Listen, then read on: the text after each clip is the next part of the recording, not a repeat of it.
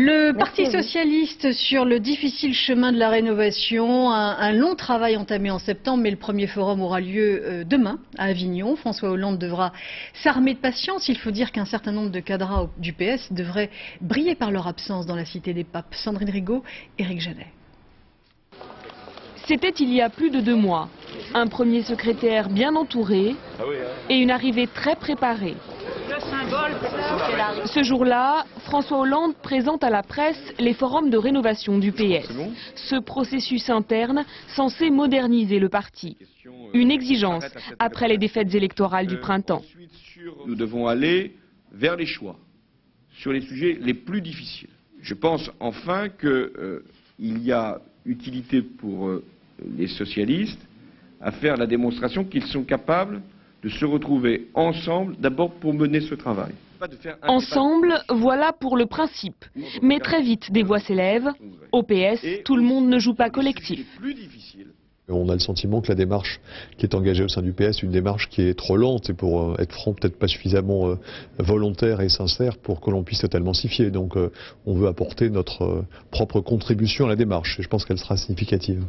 Ce jour-là, ceux qui se font appeler les rénovateurs organisent une journée de débat à l'Assemblée.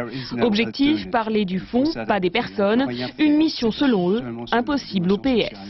Le Parti socialiste aujourd'hui a fait en grande partie l'impasse sur la réflexion. Il a renvoyé les questions essentielles sur les conséquences de la mondialisation, de la crise de l'État-providence, sur les problèmes de l'immigration, sur les limites du rôle de l'État. Toutes ces questions-là ont été renvoyées à beaucoup plus tard et c'est ça qui nous inquiète.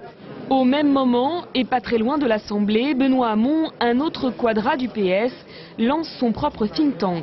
Un cercle de réflexion plus à gauche que les rénovateurs, mais qui lui ne prétend pas concurrencer les forums de François Hollande. Ça n'est pas contradictoire avec le fait de prendre des initiatives qui nous permettent de réunir des gens qui, s'ils étaient invités aujourd'hui par le Parti socialiste, ne se déplaceraient pas.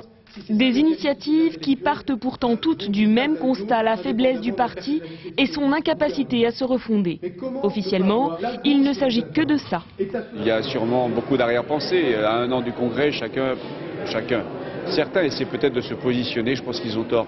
Il faut jouer l'unité du parti, le rassemblement, et on peut très bien, surtout si on n'est pas d'accord, avoir des débats très enrichissants. Mais pour l'instant, la succession du patron est dans toutes les têtes, et même si les noms de Delanoë et de Royal reviennent le plus souvent, la nouvelle génération ne veut pas laisser passer son tour. Certains rêvent même d'une future direction collégiale. L'ouverture du Grenelle